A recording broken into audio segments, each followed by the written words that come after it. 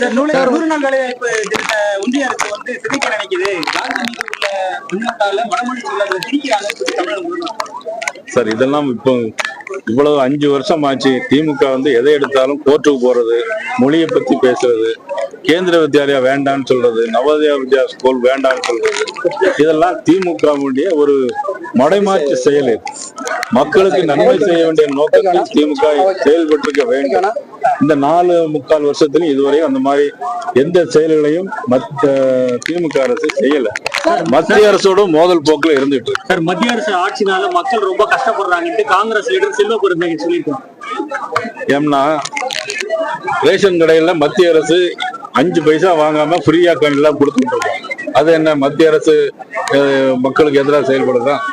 இன்னைக்கு சென்னையில இருந்து இன்னைக்கு வர்றோம். இன்னைக்கு வேலூருக்கு 2 மணி நேரத்துல வந்துடுறோம்.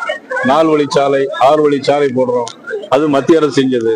வந்தே பாரத் ரயில் 12 ரயில் தமிழகத்துக்கு வந்திருக்குது. வந்தே பாரத் ரயில் அது யார் செஞ்சது? மத்திய அரசு செஞ்சது. இப்படி இன்னைக்கு 14,000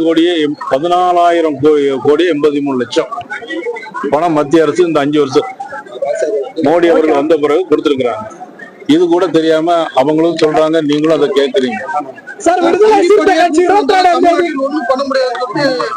இளைஞரணி மாநாட்டுல தமிழக முதல்வர் அமித்ஷாவை மறைமுகமாக பேச முடியும். எப்படி என்ன சொல்லியிருக்காங்க? சங்கி படையில தமிழ்நாட்டுல கூப்பிட்டு வந்தாலும் ஒன்றும் பண்ண முடியாது. அதை மாத்தி சொல்ல வேண்டியது. இவங்க என்ன படைகள்ல என்னங்க இதெல்லாம் ஒரு தலைவர்கள் பேசக்கூடிய பேச்ச வரும்.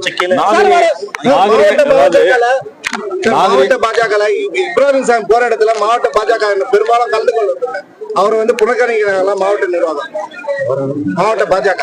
வேலூர் இப்ராஹிம் அப்படின்னு சொன்னா தமிழ்நாட்டுல மட்டும் இல்ல, இந்தியாவிலே அவர் ஒருத்தர் தான் இருக்காரு. ஆனா இங்க மாவட்ட பாஜக அவரை யாரும் கலந்து கொள்றது இல்ல. அவரை யாரையும் ஒதுக்க முடியாது, யாரும் கலந்து கொள்ளன்னு சொல்லல முடியாது.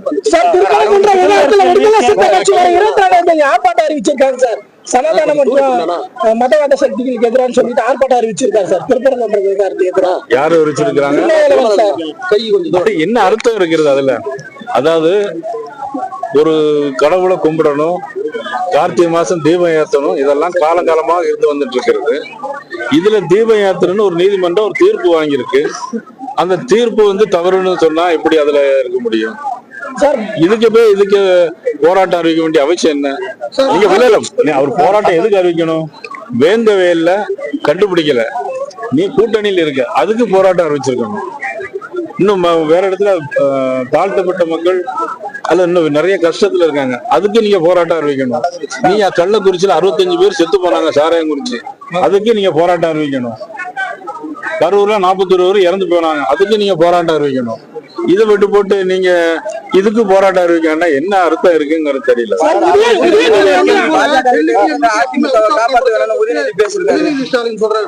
உண்மைதான். என்னன்னைக்கு உதயநிதி ஸ்டாலினுக்கு கண்ட்ரோல்ல இன்னைக்கு காவல்துறை இல்ல, அது அவுட் ஆஃப் கண்ட்ரோல்ல போயிடுச்சு. காவல்துறை அவுட் ஆஃப் கண்ட்ரோல்ல போயிடுச்சு. உதயநிதி ஸ்டாலின் அவர்களுக்கும் போயிடுச்சு.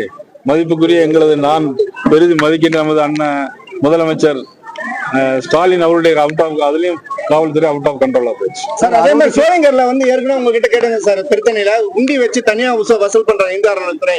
அது வந்து முறையா பண்றது இல்ல, சீல் வச்சு பண்றது இல்லன்னு சொல்லிட்டு ஒரு தோம உண்டின்னு ஒண்ணு வச்சு அறநிலைத்துறை அதிகாரி வந்து செயல்படுறதா பாஜக நம்ம குற்றச்சாட்டு இருக்காங்க. நீங்க எப்படி பாக்குறீங்க சார் அதை? நிச்சயமா உண்டியில் வச்சு பண்ணும்போது எல்லாமே கணக்குல வரணும். கணக்குல வராம எந்த இது செஞ்சாலும் அது தவறான.